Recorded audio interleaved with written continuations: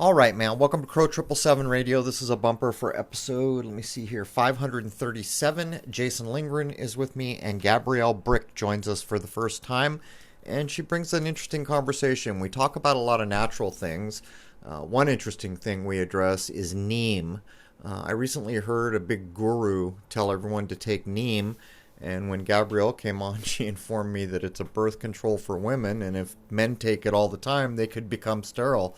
Sound like a depopulation agenda much? Anyhow, the first hour is free to everybody. Crow777radio.com, and members know to log in for the full episode. Members get access to all the forums, to comments under each episode, free access to the 2-hour film called Shoot the Moon, which has all my telescope work, all the lunar waves, plus a couple from Randy, and The Sun We Don't See, which is getting filmed a lot more lately.